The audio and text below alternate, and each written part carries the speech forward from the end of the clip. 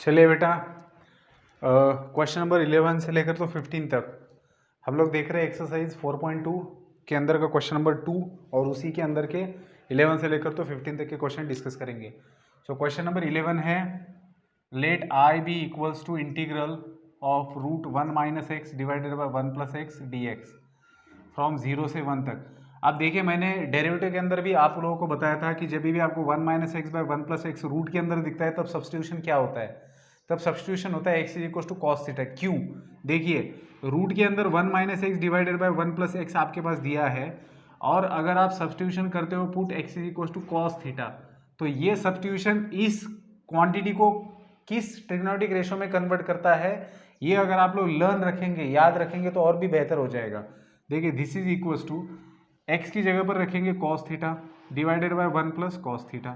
अब 1 minus cos theta के लिए हमारे पास इधर लिखता हूँ मैं, 1 माइनस कॉस थीटा के लिए हमारे पास फॉर्मूला है 2 times sine square theta by 2 divided by 2 times cos square theta by 2। So 1 minus cos theta के लिए हम लोग लिखते हैं 2 sine square theta by 2, 1 plus cos theta के लिए लिखते हैं 2 cos square theta by 2। So 2 will get cancel, square root get cancel, तो आपके पास बचा रहेगा sine theta by 2 divided by cos theta by 2। अगर आप चाहो तो इसको tan थीटा बाई 2 भी लिख सकते हो, अकॉर्डिंग टू क्या जरूरत है आपकी उस हिसाब से।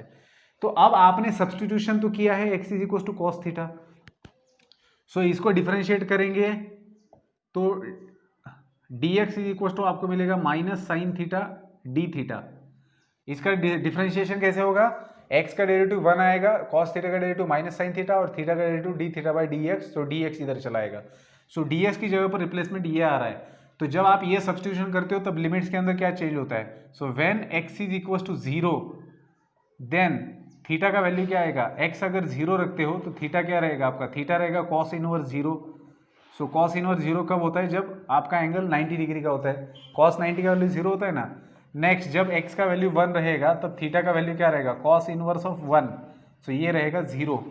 सो लिमिट्स भी आपको आपके मिल गए। सो देयरफॉर आपका इंटीग्रल कैसे दिखेगा, सो आपका इंटीग्रल दिखेगा पाई बाई 2 से लेकर तो 0 तक लिमिट्स आएंगे, और ये जो है ये क्वांटिटी ये कन्वर्ट हो चुकी है sign theta by 2 divided by cos theta by 2 में, और dx की जगह पर आया है minus sine theta D theta. ठीक है, तो इस माइनस को मैं बाहर ले लेता हूँ। अब अगर अंदर आप देखेंगे तो sign theta by 2 into sine theta को आप लिख सकते हो 2 times sign theta by 2 into cos theta by 2 divided bye आपके पास है cos theta by 2 into d theta. So cos theta by 2 cos theta by 2 cancel हो जाएगा, और आपके पास क्या बचेगा, आपके पास बचेगा integral minus sine, this is equal to 0 से पाई बाई 2 से 0 तक। अच्छा, आप लोग ये नेगेटिव साइन हटा सकते हो by changing position of limits, है ना, प्रॉपर्टी हम लोगों ने देखा था। सो मैं 0 से पाई बाई 2 लिखता हूँ और नेगेटिव साइन हटा देता हूँ, नेगेटिव को मैंने हटा दिया और ये इंटरचेंज कर दिया, सो 0 टू पाई बाई 2 बन गया। अब मेरे पास क्या बच रहा है, 2 times sine square theta by 2, ये कैंसिल हो गए और इन दोनों का मल्टीप्लीकेशन होगा, तो 2 कॉन्स्टेंट है, इसको बाहर लिया तो ब्रैकेट के अंदर साइन स्क्वायर थीटा बाई 2 है। नहीं, 2 को रखते हमारे काम में आएगा 2, कैसे, हमारे पास फॉर्मूला क्या है 1 माइनस कॉस थीटा का, 1 माइनस कॉस थीटा का फॉर्मूला है हमारे पास 2 sine square theta by 2। So 2 sine square theta by 2 को मैं रिप्लेस कर सकता हूँ 1 माइनस कॉस थीटा से, so this will be replaced by 1 minus cos theta into d theta. So अब तो बहुत सिंपल हो गया, इसको इंटीग्रेट करेंगे, 1 का इंटीग्रेशन थीटा, कॉस थीटा का integration sine theta, minus as it is, और ये ऊपर पाई बाई 2 नीचे 0। अब ये वैल्यू सब्स्टिट्यूट करेंगे तो पाई by 2 minus sine pi by 2। ठीक है, ये तो अपर लिमिट सब्स्टिट्यूट हुआ, लोअर लिमिट सब्स्टिट्यूट करेंगे तो पूरा 0 बन जाएगा, तो लास्ट नेक्स्ट के टर्म 0 0 आ जाएंगे। सो फाइनल आंसर क्या आएगा, पाई बाई 2 माइनस 1। ठीक है, so pi by 2 minus 1 is the correct answer. So इस तरीके से क्वेश्चन नंबर 11 सॉल्व होता है। आगे बढ़ेंगे बेटा क्वेश्चन नंबर 12 की तरफ। देखिए, इसीलिए मैं पहले से शुरुआत से कहता हूँ, जिसका इंडिफिनिट इंटीग्रल सही है, जिसने बहुत अच्छे से सॉल्व किया है, प्रैक्टिस किया है, उसको डिफिनिट इंटीग्रल में बस अपर लिमिट और लोअर लिमिट सब्स्टिट्यूट करने का काम रह जाता है, बाकी चीज़ें उसको आ जाती है। आगे बढ़ेंगे क्वेश्चन नंबर 12 की तरफ। सो लिमिट से बेटा 0 से पाई तक, साइन क्यूब एक्स है आपके पास 1 प्लस 2 टाइम्स कॉस एक्स है इंटू 1 प्लस कॉस एक्स का होल स्क्वायर है एंड डी एक्स है।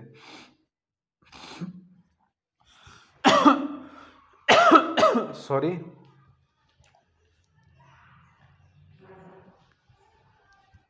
एक सेकंड। चलिए, ये इंक की वजह से बहुत बार ऐसे हो जाता है, अचानक खांसी आ जाती है, बहुत सेंसिटिव होता है, ये बहुत नज़दीक होते हैं हम लोग इसके। सो देखो, इसमें इसके अंदर सब्स्टिट्यूशन दिखाई दे रहा है, बस आपको थोड़ा सा चेंज करवाना पड़ेगा, क्योंकि यहाँ पर कॉस की मेजॉरिटी है, तो कॉस की जगह पर सब्स्टिट्यूशन कर सकते हैं। बस साइन क्यूब को क्या कर सकते हैं, सो साइन क्यूब को लिखिए sine square X into 1 + 2 cos x as it is, 1 + cos x whole square as it is. और ये जो साइन क्यूब एक्स था, इसको हम लोगों ने sign square X into sine x लिखना था, तो साइन स्क्वायर एक्स यहाँ पर लिखा, साइन एक्स यहाँ पर लिख रहा हूँ, ताकि साइन एक्स और डी एक्स को मैं कन्वर्ट कर सकता हूँ, समझने में आसानी होगी। अब साइन स्क्वायर एक्स को लिखेंगे कॉस स्क्वायर का यूज करके, सो 1 - cos स्क्वायर एक्स लिख सकते हैं साइन स्क्वायर एक्स को, सो 1 + 2 cos x, 1 + cos x का whole square into sine x D X. ठीक है, अब पुट करना है आपको cos x की जगह पर t, सो इसको डिफरेंशिएट करेंगे तो minus sine x D x बन जाएगा d t, sine x D x is equal to minus d t. ठीक है, so sine x D x बन गया आपका माइनस डी टी, और बाकी की जगह पर हो गया टी सब्स्टिट्यूट करेंगे तो 1 - t square, 1 + 2t and 1 + t का होल स्क्वायर। तो इन सबको आपको सॉल्व करना है बेटा, और सिंपल आपको बहुत बड़े टर्म्स मिलेंगे, ज़्यादा टर्म्स मिलेंगे, लेकिन सबका सिंपल इंटीग्रेशन है। ठीक है, और फिर यहाँ पर लिमिट्स भी तो चेंज होंगे, सो जब x 0 रहेगा तब t का वैल्यू रहेगा 1, क्योंकि x 0 यहाँ पर रखेंगे तो cos 0 का वैल्यू 1 मिलेगा, और जब x पाई रहेगा तब t का वैल्यू क्या रहेगा, cos पाई का वैल्यू क्या होता है, cos पाई का वैल्यू क्या होता है -1, सो -1 रहेगा। सो 1 से लेकर तो -1 आपकी लिमिट्स रहेंगे, देयरफॉर आपका इंटीग्रल कैसे बनेगा, 1 से लेकर तो -1 तक, और फिर 1 - t square 1 + 2t into 1 + 2t + t square D T. देखिए मैंने इसको एक्सपांड भी कर दिया यहीं पर, और ये माइनस डी टी है, सो माइनस साइन को माइनस को प्लस में कन्वर्ट अगर करना है तो लिमिट्स को इंटरचेंज कर दीजिए, पहले 1 to -1 था, अब मैंने -1 to 1 किया, तो ये माइनस यहाँ पर प्लस हो जाएगा, और फिर अभी आपको क्या करना है, इन सबका मल्टीप्लिकेशन करके उसको इंटीग्रेट कर दो, अपर लिमिट और लोअर लिमिट रख के कैलकुलेशन करना है, सो आसान है। ठीक है, सो ये था बेटा क्वेश्चन नंबर 12। आगे बढ़ेंगे क्वेश्चन नंबर 13 की तरफ।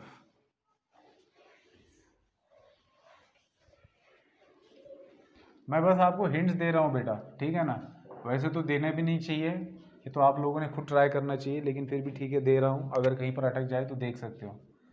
सो let I be equals to integral of sine 2x into tan inverse of sine x D x. तो ऑब्वियसली साइन एक्स की जगह पर ही सब्सटीट्यूशन आएगा, ये हमें भी पता है।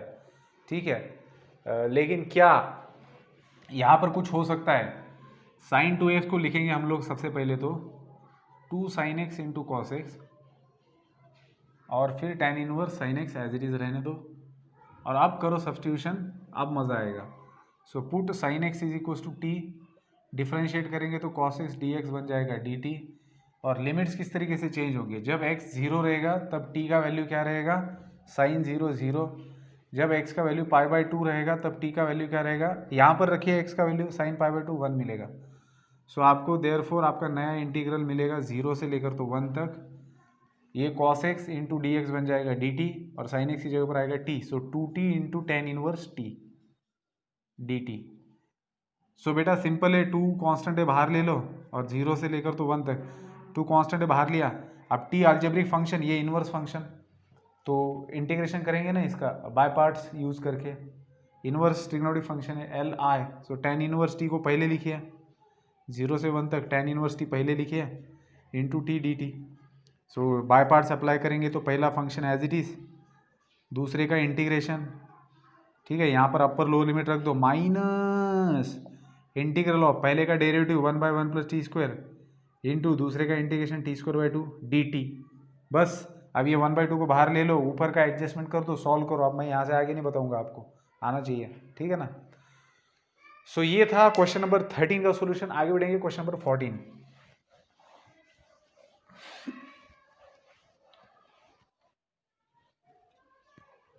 सो क्वेश्चन नंबर 14 है मेरे पास।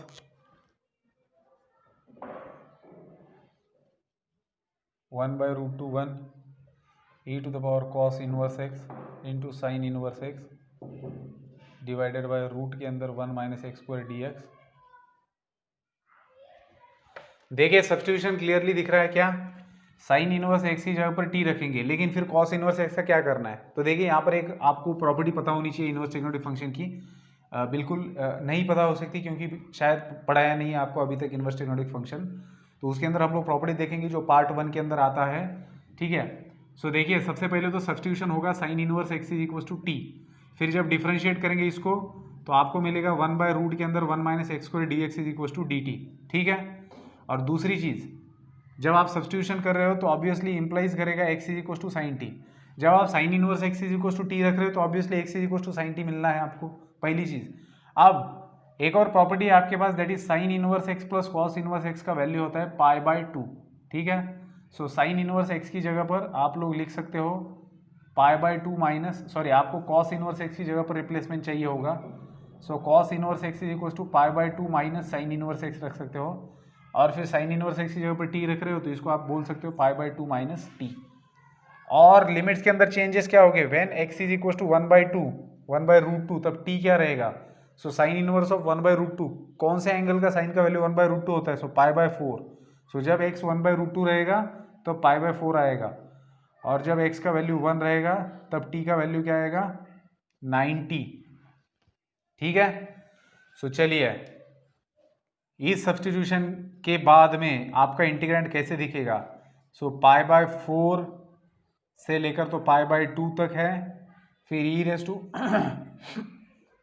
Race to cos inverse x की जगह पर आएगा pi by 2 minus t into sine inverse x की जगह पर आएगा टी, और यहाँ पर आएगा डी टी, ठीक है।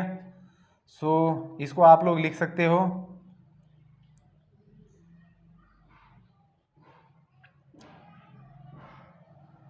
ई to the power pi by 2 into e to the power minus t into t d t, ठीक है ना। इस तरीके से आप इसको लिख सकते हो pi by 4 to pi by 2,